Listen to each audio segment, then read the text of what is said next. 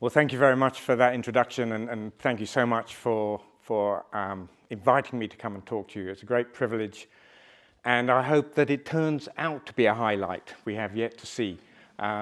So I did have a plan when I went to Africa, but it was just to work in nature conservation, and it was a plan based on total ignorance. I knew nothing. I had a degree in zoology, but apart from that, I knew absolutely nothing. So I'm going to be talking about, if you like, that experience from Ashdown, where I grew up, to Africa and back again. So why am I fortunate enough to have been invited? It is because, in part, at the moment, I work for Ashdown Forest. It's where I grew up, and I'm now back there working, as you were told, as a landscape recovery manager.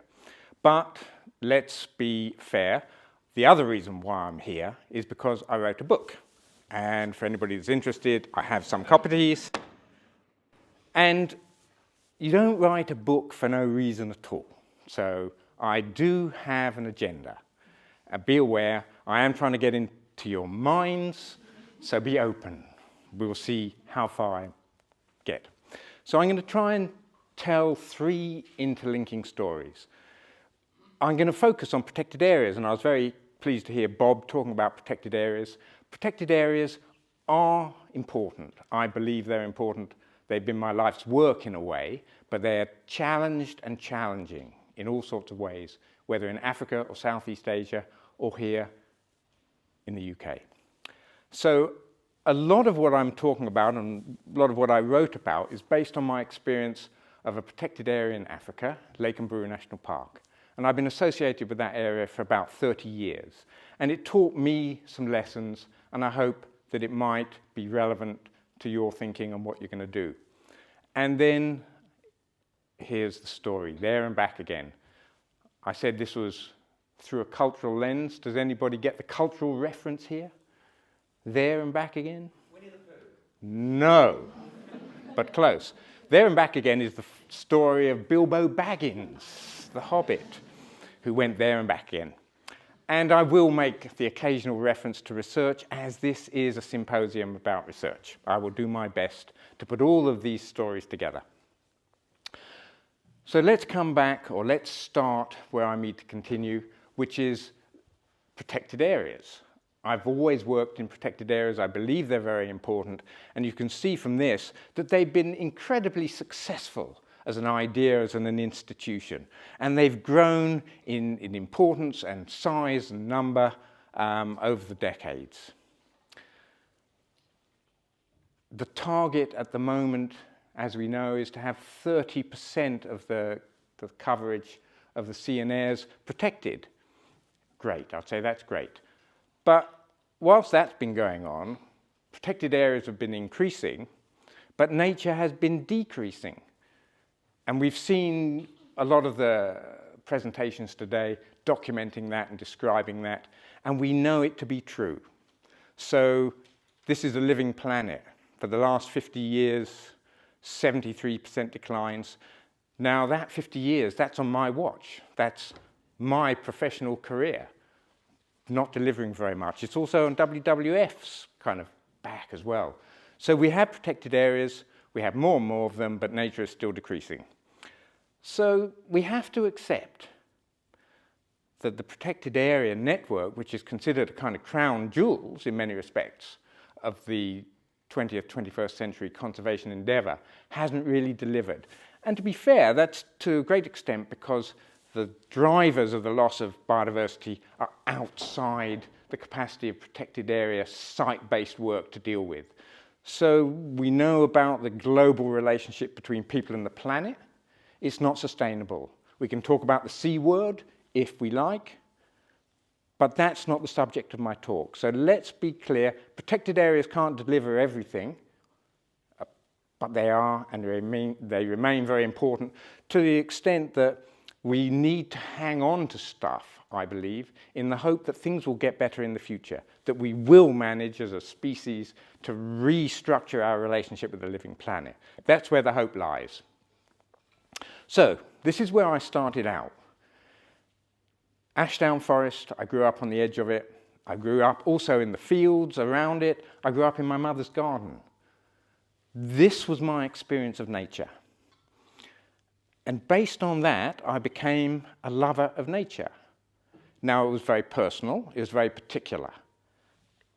It was my experience, and it was based on what I grew up in. But it was enough to take me to university to study zoology. And that degree in zoology, mad as it may seem, gave me the impetus to just take myself off to Africa, where I gambled around.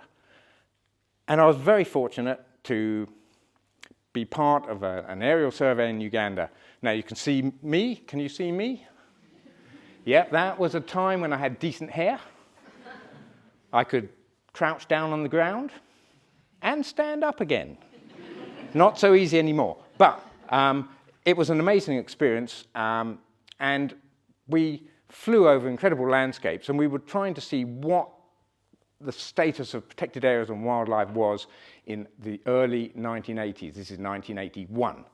And it was after years of misrule by Idi Amin, and the wildlife was felt to be devastated, so we counted over a lot of protected areas in the Rift Valley, and we saw almost no wildlife until we traveled to this area, which was called Lake Mburu, and it was a game reserve at that time.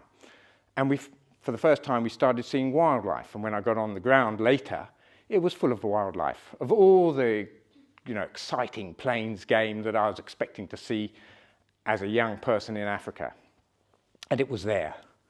But as I looked out of the window of the plane, as we did the surveys and we counted the wildlife, it was very clear that there was a lot of other stuff going on down there on the ground. Now, this didn't fit in with my expectation of what wildlife was, because it was informed by all the documentaries and the things on telly where it was pure wildlife. People didn't really feature in it at all. My expectations didn't include people in Africa. It's hard to imagine, but it is true. But as I looked out the window, I saw lots of evidence of people in this wildlife area. There were herds of cattle, there were fishing villages, there were tracks and trails, there were patches of agriculture. And as I looked down, I thought, well, this is surprisingly familiar, actually, because this seems quite like where I grew up. I grew up in an area that taught me to love nature, but that area was not a wildlife area. It was full of people and activities and all the things that went on in my life and made me a lover of nature. So it seemed surprisingly kind of homely. And I thought, okay, this is an interesting thing. But it was the beginning of my career, and I really, knew nothing about conservation. So I probably kept my mouth shut. Now, this is the area, just to let you know where we are, a very little area called Lake Mburu. And it has a history, like everywhere has a history. And it has quite a long history of various efforts to protect it. Now, when I arrived, it was a game reserve. By the time, shortly after I left, it was made into a national park. And 3 years later, that national park was basically destroyed, because the people who had been there that I'd seen from the window of the plane, they were all turfed out at a gunpoint. Their wildlife was removed, their villages were destroyed, there was some loss of life. It was pretty awful. And it seems shocking that this was done in the name of conservation.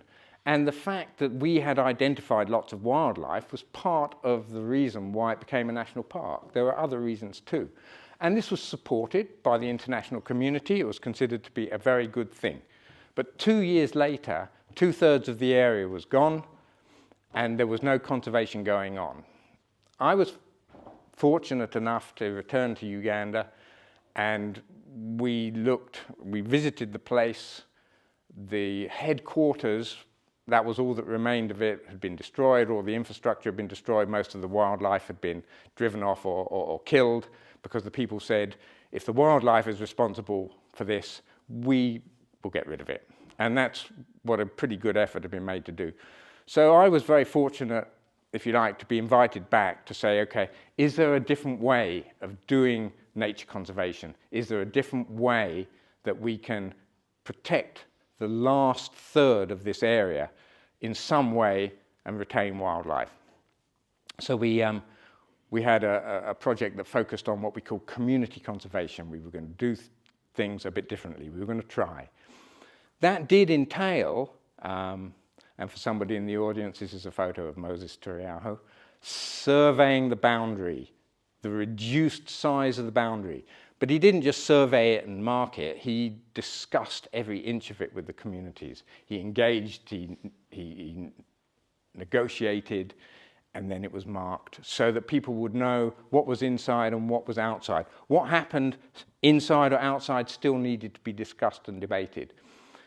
We did an education program. Initially, I thought education was a bit beside the point, but I was persuaded that if we could do anything, we could help people with their education. So we brought people into the park, we bought a truck, we loaded them on, we did school work, we did that hearts and minds thing that was considered to be so important.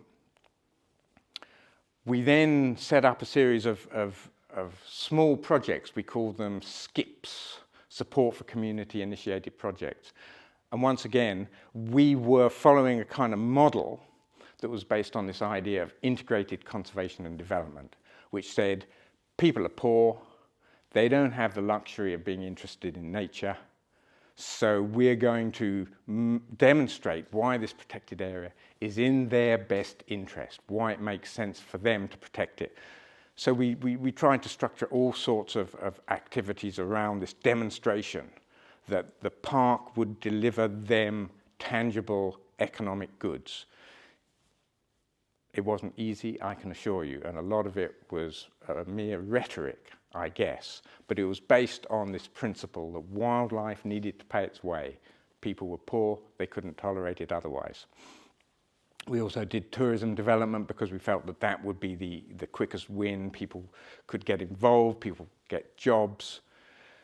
And there was aspects of value in all of this.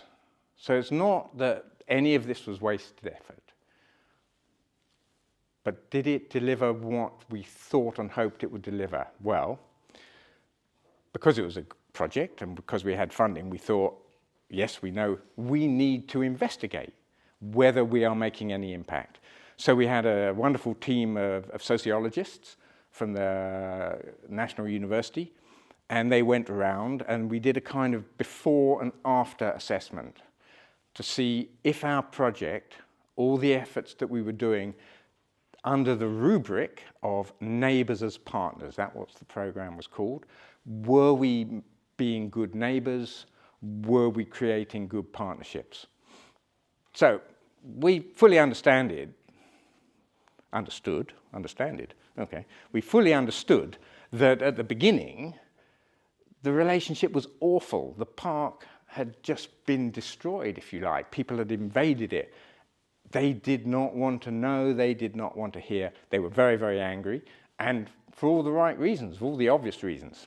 What we hoped was, as we began our work, Moses in particular, who I mentioned before, was Uganda's first community conservation warden. He was out in the communities trying to break down barriers. He was trying to get time to talk to people. So we hoped that during our interventions, we would be given the benefit of the doubt. And we firmly expected that at the end of it, everybody would love us and love conservation and all would be well. Wasn't quite like that, but that survey did reveal a couple of things. The mystery of the results of our survey was, we can simplify things and say we had two groups that we were working with, cultivators and pastoralists. My expectation was that the cultivators, the farmers, for them, the protected area was just lost agricultural land. And out of that agricultural land came wildlife to destroy their crops. So they had very little reason to kind of give us the benefit of the doubt or to see the value of what we were doing, to accept that there would be a protected area here. The pastoralists, on the other hand, there were similarities in the kind of outlook between the people conserving the park, and the pastoralists. The pastoralists wanted open spaces. They needed their livestock to move. They had a much more expansive perspective of the landscape. So I expected that the cultivators would be obdurate and we would have made little progress with convincing them of the value of what we were doing. The pastoralists would be much more easy to convince. And it was completely wrong. The opposite was the case. And it turned out that whatever we had done, the pastoralists had no interest in it. They were not going to be persuaded. There was nothing going on. The second mystery was that we had these support for community-initiated projects, and a whole range of those were based around the idea that we could have little nature-friendly industries that would generate money and jobs. And by far the most successful was that we had a group of women that were making earrings. And they were making earrings out of these things, which are called achanzi covers. They're made out of grass, and they kind of designed with traditional kind of dark and light patterns. And they found a way, these ladies, to flatten these into discs, which made beautiful earrings. And the business was going really well. They were making pretty good money. That went on for about 18 months, and it suddenly stopped. And we couldn't figure out why it had stopped, because it was by far and away the most successful. And if we went, as we did, talked to the women involved and said, so what happened? And they said, just not that interested, really. We were a bit surprised, and we said, but you're doing really well. It was going great guns. And they said, yeah, it was good, but we have other more important things to occupy us. It's just not that interesting to us. And I struggled to understand both those things, both mysteries, and that led me to think, well, I'm going to do a bit of research here. Let's see if I can understand what might be behind this stuff that I couldn't understand, why we were not making more progress. And in a way, the answer was there right from the beginning, and maybe partly I suspected what it was, but I didn't understand it. And it was this. This is an Ankoli cow. It's a remarkable thing. It's the result of several hundred years of intensive effort to have it and keep it. And let's face it, you don't get something like that by accident. You've really got to want it. You've got to really want it and work at it. And these people did. This is a young boy who already has his herds of cows between his legs and his two twigs, which represent these incredible white horns. Because these are not any old cow. These are beautiful cows. Inyemebois is the word that they use. And beautiful cows have a very specific set of characteristics. And they're not there by accident. You have to really, really work hard to get them. And they represent a kind of cultural aesthetic which is seen throughout their physical and other aspects of their culture. So this is a milk pot. This is my show and tell. So that is a milk pot into which milk is going to go. But not when it's like this, because this is an ugly thing. Doesn't look like they're cows. This, however, is beautiful. To go from this to this, you cover this in ghee, butter, you bury it in the ground for some weeks or months, you take it out and you polish it up. So it's a lot of work to go from this to this. And it's because this, when you pour milk into it, imagine the crescent shape of the milk coming in, that's a representative of the beautiful cow. So what is so important to the Bahima, that's the name of the people we're talking about, the pastoralists, about these beautiful cows? It's because their ancestors gave them these cows and said, look after them. And so every aspect of being a Muhima was connected to the cows. And the cows, as this poem, which is a traditional recitation of the Bahima people, makes it very clear that the cows and the people and the ancestors and the plants, so the last stanza refers to the ripened fruit of Inyonza. These berries are Inyonza. And again, they replicate the colors and the combinations and the thinking. Everything comes back to the Ankole cows. And the Ankole cows within the landscape are the driving realities for these people. Okay, over time things change and we understand that, but it was still the most important thing to them.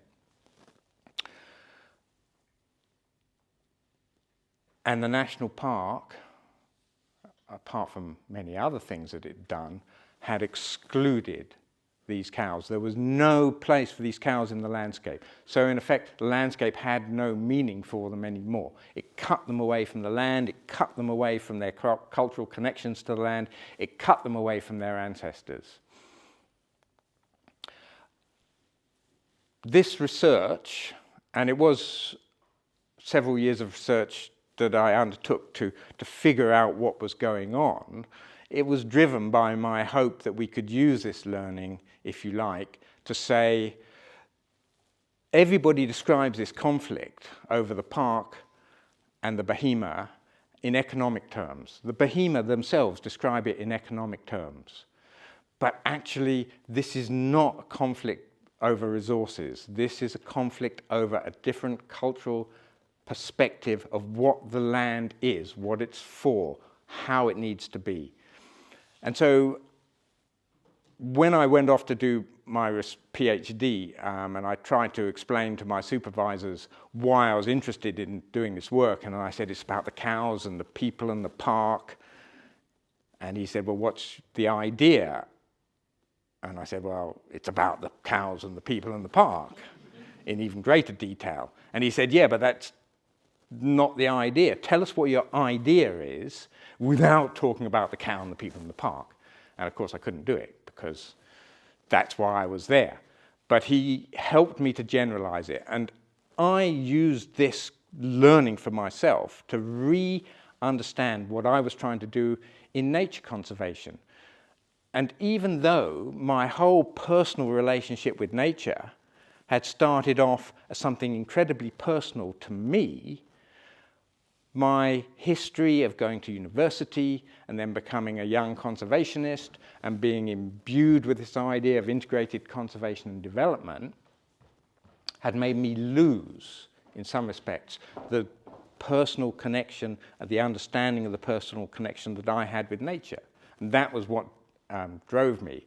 And it kind of made me think, okay, yeah, we're doing all this work to get support for our idea of protected areas, but we're failing. People really aren't interested, generally, not just at Lake and Buru, but generally it was very difficult to bring people on board because we were talking about a whole lot of stuff that really didn't make that much sense to them. It wasn't the stuff that was driving them. So I began to think, okay, let's try a different way of thinking about this. Let's try in practical terms to see if we can turn some of this around. And what it made me realize is that almost all the work that we were doing in nature conservation, all of our integrated conservation and development was down here, a little bit of up here.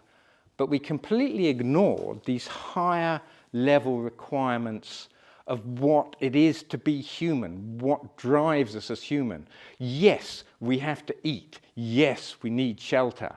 But once those needs are met, and unless you're in an absolutely appalling situation, even if I can look at a community and say, this seems like a really poor community, but nonetheless, they have food, they have shelter, they have water.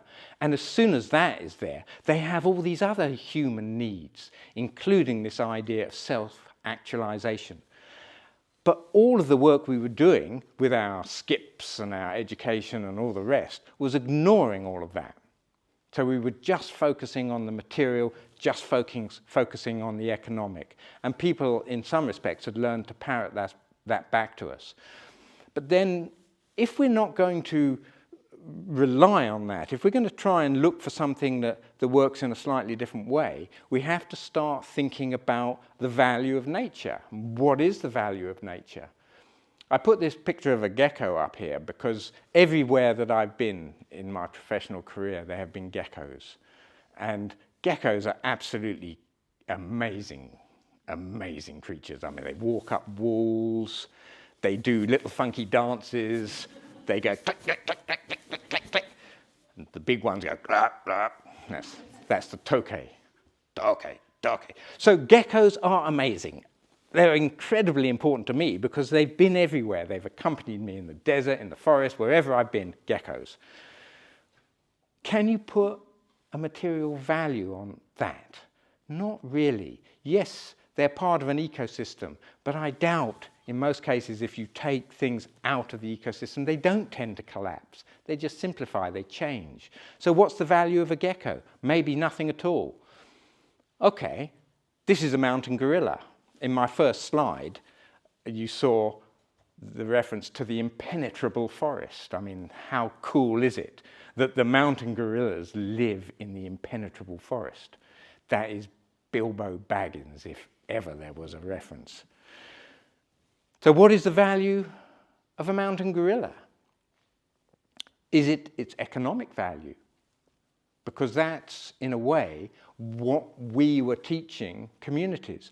This park will be in your best interest. The impenetrable forest will be in your interest when it delivers you revenues. And mountain gorillas can deliver revenues, and they are, at the moment, delivering significant revenues. Most of it, of course, goes to America and England and Germany, and only crumbs stay locally. But even those crumbs are not insignificant. But during COVID, there was no tourism. So did that change the value of the mountain gorilla? Because based on what we had told people, that the gorilla's value to them was their economic capacity to bring them food and work and money.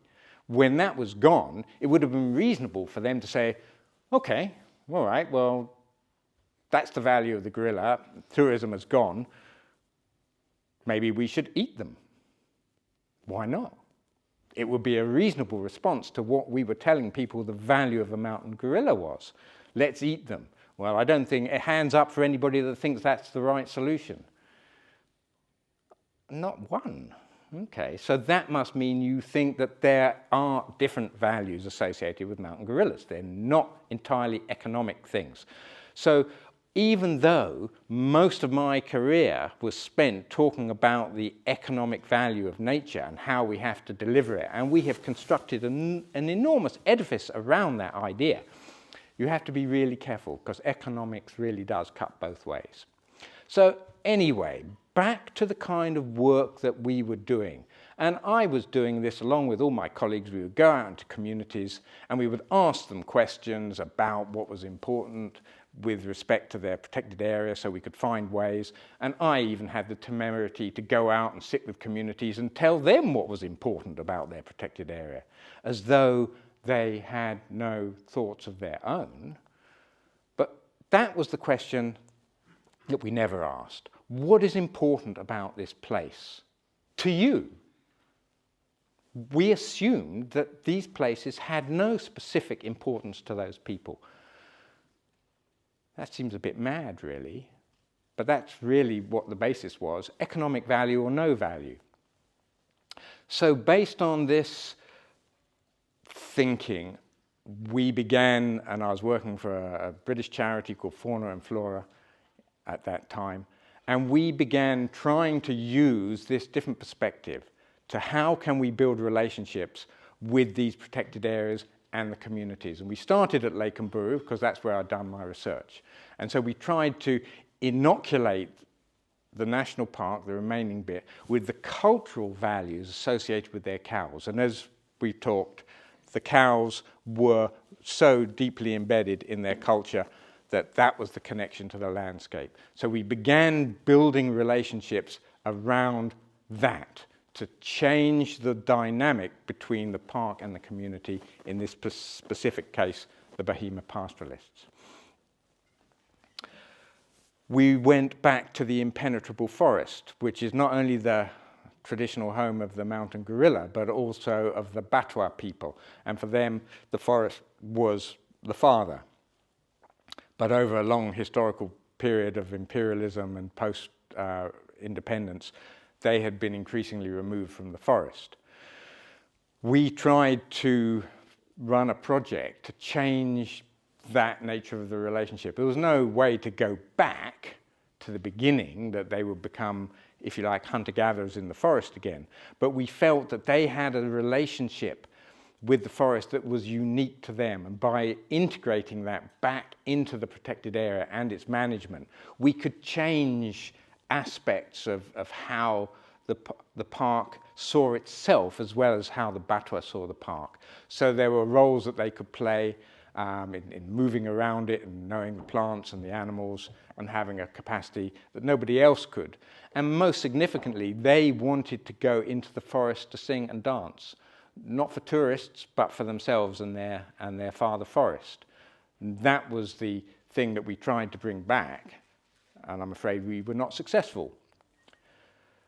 Finally, we worked in the Ruwenzori Mountains, which was created a national park in 1992, and then shortly after a World Heritage Site.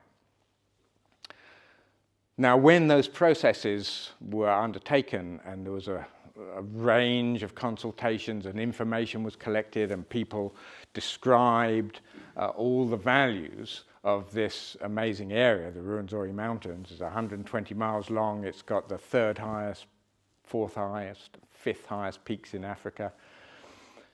But the fact that these mountains were sacred to the Bakonjo people that lived around them, the fact that their god creator lived at the top in the glaciers, and that a pantheon of gods and goddesses and spirits lived around, and that their entire relationship with the park was mediated through these structures and through these spirits, that didn't appear in any of the voluminous documentation that was produced. It was just not relevant, apparently. So we began trying to restructure how these values could be used in a practical way to actually help manage on a day-to-day basis the protected area. What would go on? Who would manage it? Who would supervise it?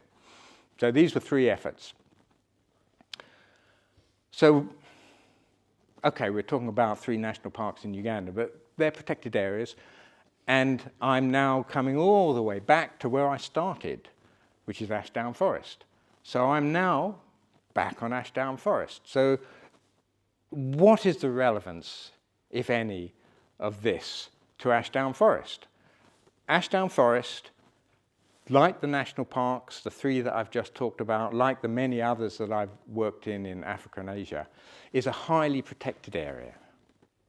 So it's a triple SI, it's an SPA, it's a SAC, it's part of the national landscape, it's all these things. And it is controlled by the conservators of Ashdown Forest. I work for the conservators of Ashdown Forest, and it's controlled by them because they have the legal mandate to do it. We operate under an Act of Parliament, the Ashdown Forest Act. That tells us what we can and can't do. And you can see what people think about that.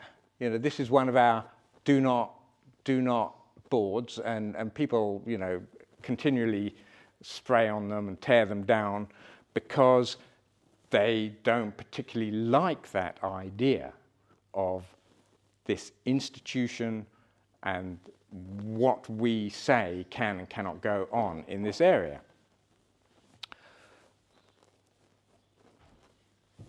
All right, so what can we do about that? What do we try and do about that?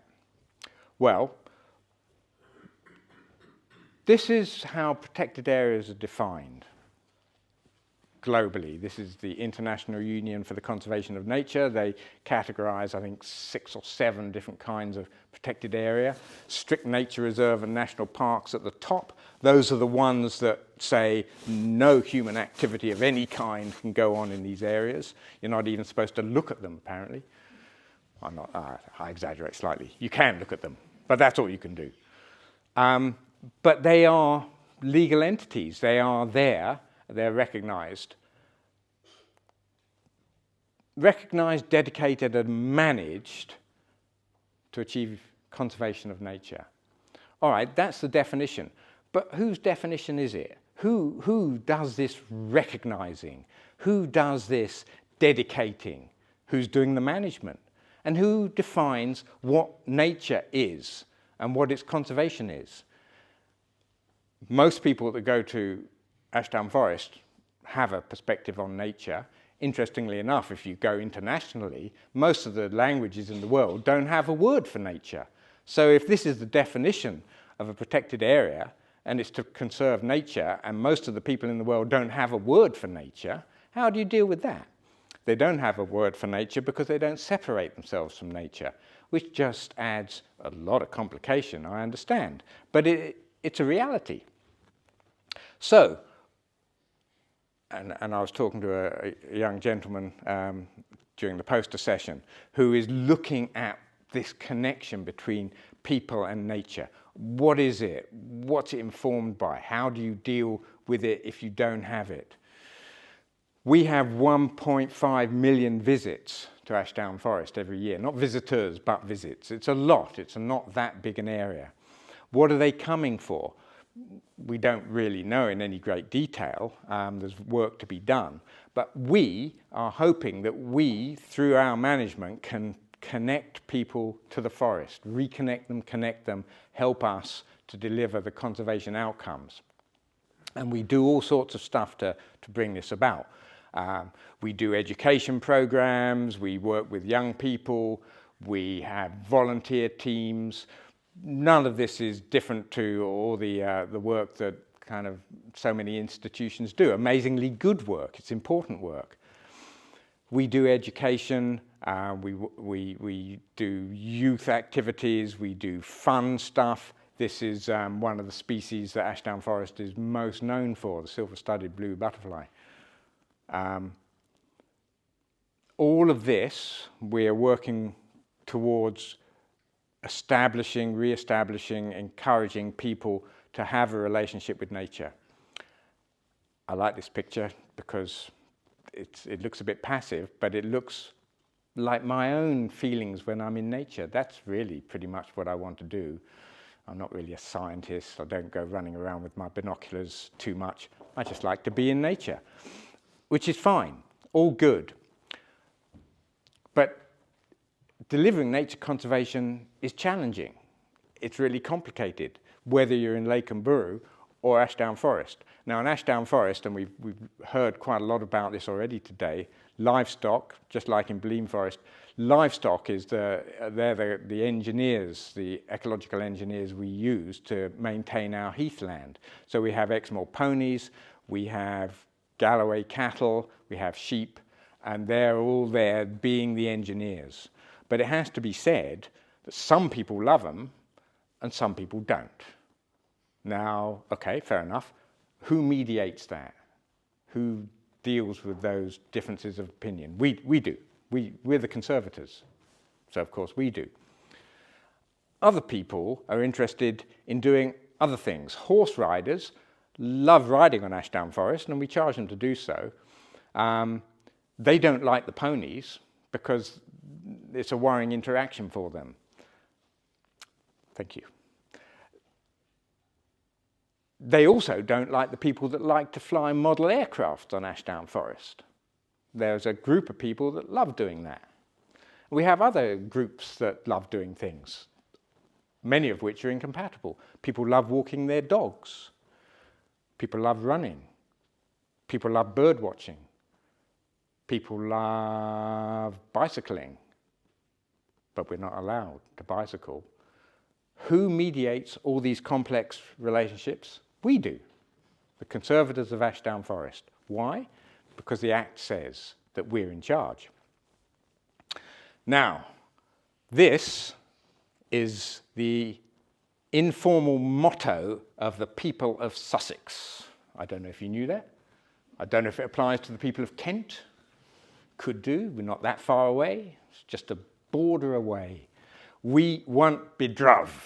Nobody's going to tell us what to do or behave in a certain way.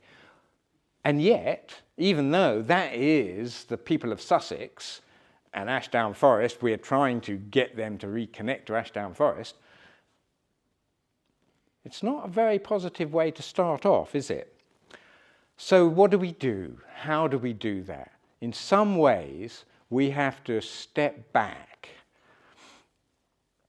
And in exactly the same way that we were trying to restructure the relationship between the Bahima pastoralists and Lake Mburu National Park, the Batwa and the impenetrable forest, the Bakonjo and the Ruwenzori Mountains, we were trying to say, what is the meaning of this place for you? I might have my meaning. I now understand you have your meaning.